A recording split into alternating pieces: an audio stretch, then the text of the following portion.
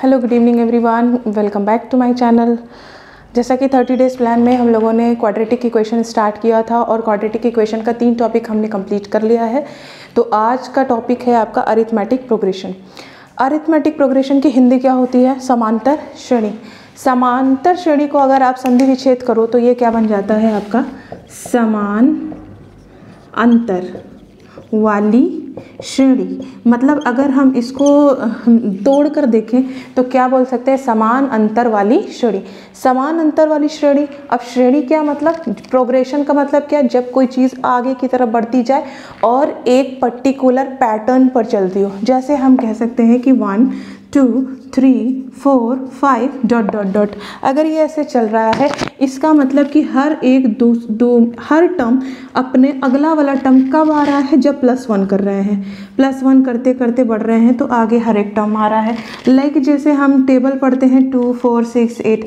अब आप देखो हर एक टर्म में +2 ऐड करते हुए जा रहा है। तो ऐसा नहीं लग रहा कि इन दो टर्म के बीच में डिफरेंस आ रहा है, इन दो टर्म के बीच में भी कुछ डिफरेंस आ रहा है और इन दो टर्म के बीच में भी कुछ डिफरेंस आ रहा है। लेकिन दोनों ही टर्म के बीच में मतलब अपने प्रीसीडिंग टर्म, मतलब कह सकते हो आप कि 4 और 4 से पहले कौन है? 2। इन दोनों का अगर हमने डिफरेंस किया तो कितना? ये जोड़ने पर तो +2 आ रहा है, लेकिन हम जब बैक आ रहे हैं तो -2। जब हम इसको बैक कर रहे हैं तो कितना? -2। बैक कर रहे हैं तो मतलब कितना? -2। मतलब ये जो श्रेणी है, ये जो प्रोग्रेशन है, जब हम आगे की तरफ बढ़ रहे हैं तो इसमें +2 ऐड कर रहे हैं और जब पीछे की तरफ आना चाह रहे हैं तो आप जब इसको घटा के देख रहे हो तो 4 में से 2 जाएगा तो क्या आ रहा है? एक्चुअली में तो +2 आ रहा है, लेकिन दोनों में -2 कहने का मतलब कि इन दोनों में जब सब्ट्रैक्ट किया आएगा तो +2 ही। ठीक है, इधर से सब्ट्रैक्ट करेंगे तो -2, अगर इधर से सब्ट्रैक्ट करेंगे तो सारे टर्म को इधर से ही सब्ट्रैक्ट करेंगे तो उसमें कॉमन डिफरेंस कितना आएगा? -2। लेकिन हमारा जो तरीका होता है कॉमन डिफरेंस निकालने का, वो क्या होता है? b - a बराबर c - b। तो माइनस माइनस एक तरीके से क्या होता है? कैंसिल हो जाता है। लाइक जैसे 2 4 6 डॉट डॉट। अगर हम a b c अगर हम यहाँ से कॉमन डिफरेंस निकालें तो कॉमन डिफरेंस का फॉर्मूला क्या होता है? b ये होता है जैसे मैंने लिखा हुआ था b - a बराबर c - b। तो b क्या है? अच्छा ये होता है, लेकिन मैंने क्या बोला कि अगर हम इधर से सब्ट्रैक्ट करें तो इस फॉर्मूले को क्या बना लेंगे हम? a - b और b - c। दैट मीन्स कि 2 - 4 बराबर 4 - 6 that is -2 -2 minus minus cancel. तो 2 बराबर 2, इसका कॉमन डिफरेंस क्या हो जाएगा? 2। तो ये ज़रूरी नहीं कि कोई बंदा इधर से सब्ट्रैक्ट कर रहा है तो ही कॉमन डिफरेंस सेम आएगा। आपका कॉमन डिफरेंस दोनों ही तरफ से सेम आएगा। बस कहने का मतलब क्या है कि समान अंतर वाली श्रेणी को हम क्या कहते हैं? समांतर श्रेणी कहते हैं। अब समांतर श्रेणी में ज़्यादा एक्सप्लेनेशन, हालांकि इसमें बहुत सारा एक्सप्लेनेशन चाहे तो कर सकते हैं, बट मैंने 30 डेज़ का प्लान बनाया है तो इसमें ज़्यादा एक्सप्लेनेशन करेंगे तो फिर टाइम नहीं है, टाइम की शॉर्टेज है। तो टाइम को मद्देनज़र रखते हुए हम इतनी चीज़ें आपको अभी एक्सप्लेन नहीं कर सकते। हालांकि इसके एक्सप्लेनेशन पे सिर्फ 1 घंटे की वीडियो बन सकती है, लेकिन इतना टाइम अभी हमारे पास नहीं है। तो फिलहाल हम इतना जानेंगे, जैसे आपके घर की सीढ़ियां हैं समांतर श्रेणी फॉलो करती हैं। आप मैथमेटिक्स इज़ व्हाट, आप जहाँ भी अपनी डेली लाइफ को मैथमेटिक्स से, साइंस से रिलेट करना सीख जाइए। आपको लगेगा कि पढ़ाई कुछ भी नहीं, is nothing, it's totally enjoy if you want to see. अगर आप पढ़ाई में एन्जॉयमेंट खोजोगे तो ज़रूर मिलेगा। ठीक है, ऐसा लग रहा होगा ये कोई जोक है क्योंकि अक्सर बच्चे पढ़ाई से भागते हैं, बट रियलिटी ये है कि अगर आप पढ़ाई को, आप स्टडी के अंदर की चीज़ों को जानने की कोशिश करोगे कि हम ट्रिग्नोमेट्री पढ़ते हैं तो क्यों पढ़ते हैं, हम समांतर श्रेणी पढ़ रहे हैं तो क्या ये हमारी लाइफ में कहीं ना कहीं रिलेट कर रही है? ऑफ कोर्स रिलेट कर रही है। आप अपने स्कूल की सीढ़ियाँ चढ़ते हो, घर की सीढ़ियाँ चढ़ते हो, फ्लैट में जाते हो, मॉल्स में जाते हो, हर जगह सीढ़ियाँ होती हैं। हर सीढ़ी का एक अपना मेजरमेंट होता है। आप देखो अगर पहली स्टेप्स में 5 सेंट, अगर मान लीजिए पहली स्टेप्स में 5 इंच का डिफरेंस है तो दूसरी सीढ़ी में भी 5 इंच का डिफरेंस होगा, तीसरी में भी 5 का होगा, चौथी में भी 5 का होगा। दैट मीन्स कि आपकी सीढ़ियाँ भी एक समांतर श्रेणी और अरिथमेटिक प्रोग्रेशन को क्या कर रही हैं? फॉलो कर रही हैं। लेकिन हम क्या होता है कि हम सिर्फ मैथ्स पढ़ रहे होते हैं तो हम उसी चीज़ को रोट करते हैं कि अरे इसका मतलब फॉर्मूला और इसकी वैल्यू पुट करना और ये सारी, दैट्स ऑल। बट अगर आप मैथ्स हो चाहे साइंस हो, physics chemistry biology what ever, science और मैथ्स को आप चाहो तो अपनी डेली लाइफ में बहुत अच्छे से रिलेट कर सकते हो और आपको याद करने में बड़ी आसानी होगी और उसमें मज़ा आने लगेगा। ठीक है, तो समांतर श्रेणी का जो आपका पहला फॉर्मूला होता है कॉमन डिफरेंस निकालने का, मैंने बता दिया क्या होता है। अगर कोई श्रेणी ऐसे चल रही है, मान लीजिए 2 4 6 8 डॉट डॉट डॉट डॉट, तो हम पहले क्या मान लेंगे A B C, then common difference is equal to B minus A बराबर C माइनस B, और चाहो तो आप इसे A माइनस B बराबर B minus B minus C लिखो, बात एक ही है।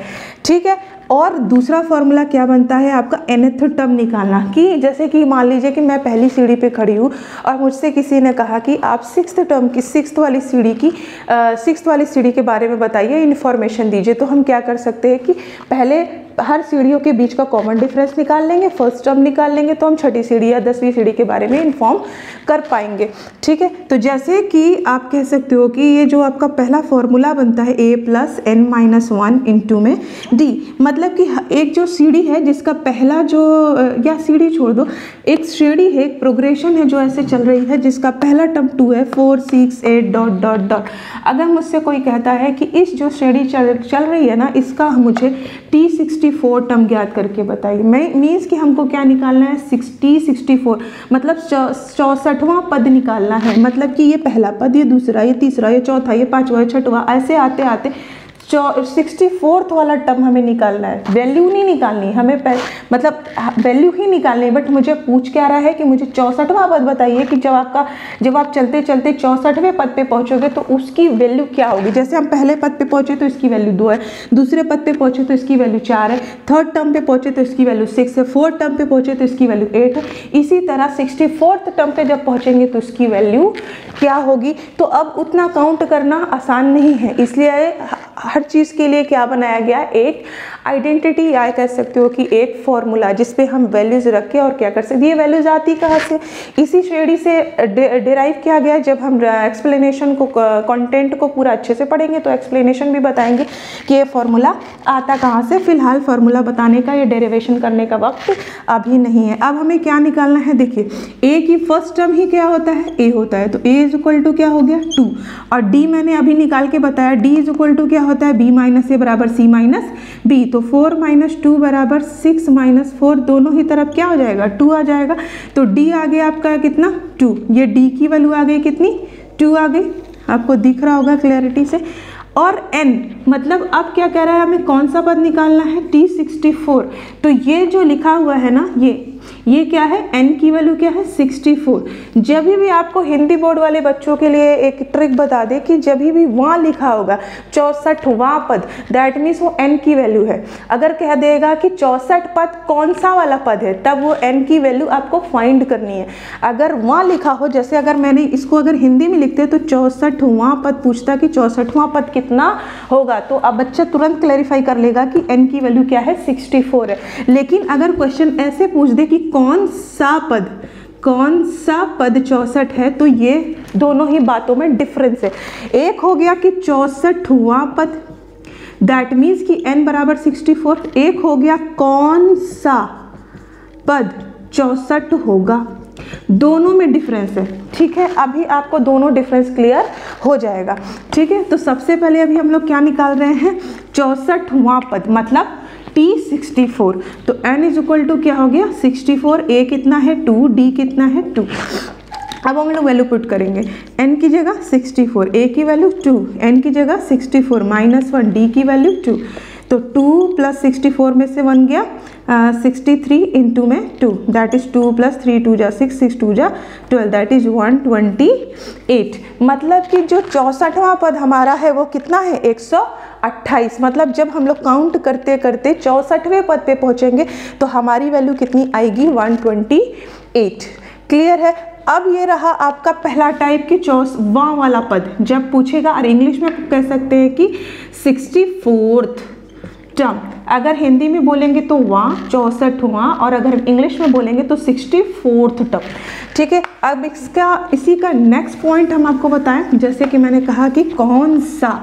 अब मेरा क्वेश्चन है कि मैंने कहा कि ये जो श्रेणी ऐसे चल रही है, मैंने कहा कौन सा पद 128 होगा, सपोज दैट मैंने ऐसे पूछ लिया, या बोल दे कि विच टर्म, इंग्लिश में पूछे विच टर्म इज 128, मतलब अब हमें फाइंड करना है कि कौन सा पद, जब हम कितने नंबर पे पहुंचे कि 128 आ जाए, दैट मीन्स कि अब आपसे क्या पूछ रहा है n, और 128 उस नंबर का टर्म है, मतलब किस नंबर पे हम पहुंचे कि 128 आ जाए, मतलब जब हम वहां पहुंचेंगे तो वहां कितना लिखा होगा, 128 ऑलरेडी लिखा होगा। दैट मीन्स कि आपको क्या निकालना है, n अगर आपको निकालना है, जब हम n पर पहुंचेंगे तो वहाँ क्या लिखा होगा, 128। इसका मतलब जब हम n पे पहुंचेंगे तो वहाँ मिल जाएगा क्या, 128। अब nth टर्म का फॉर्मूला क्या होता है, a plus n minus 1 into D, जैसे कि अभी बताया 128। अब इस श्रेणी में क्या है, a की वैल्यू 2 प्लस n हमें निकालना है। बच्चे अक्सर n की जगह ही 128 लिख देते हैं, मैंने अभी बता दिया, d की वैल्यू 2 बराबर 128, तो 2 प्लस अंदर मल्टीप्लाई 2n, इसमें मल्टीप्लाई -2 बराबर 128, -2 से +2 कैंसिल, तो 2n बराबर कितना, 128, that is n is equal to 128, और ये कहाँ चला जाएगा, डिवाइड में, दैट इज 2 6 जा 12, 2 4 जा 8, n इज इक्वल टू 64। अब आप देखो दोनों क्वेश्चन में क्या है, मैंने एक क्वेश्चन को रिवर्स करके दूसरा टाइप बना दिया। मैंने पहले क्वेश्चन में क्या पूछा था, 64वां पद, दैट इज आपको 64 दे रखा था, तो वहाँ पे हमने जब सॉल्व किया था तो कितना आया था, 128 आया था। अब मैंने उसी क्वेश्चन को पलट दिया कि मैंने पूछा कि हम n की वैल्यू क्या रखें कि वहाँ पर आपको जब पहुंचने पर मिले 128। मैंने अब क्या पूछ लिया था कि कौन सा पद 128 होगा यार, पहले क्या पूछा था कि 64वां पद क्या होगा, जब पूछा 64वां पद तो 128, कौन सा पद 128 होगा, तो 64वां पद 128 होगा। तो आई होप, मुझे लगता है कि ये दोनों टाइप आपको क्लियर हो गए होंगे, और ये एग्जाम में आपको ज़रूर दिखता है, और इसमें बहुत ज़्यादा प्रॉब्लम होती है बच्चों को। तो नेक्स्ट टाइप कल डिस्कस करेंगे। Bye bye and good night.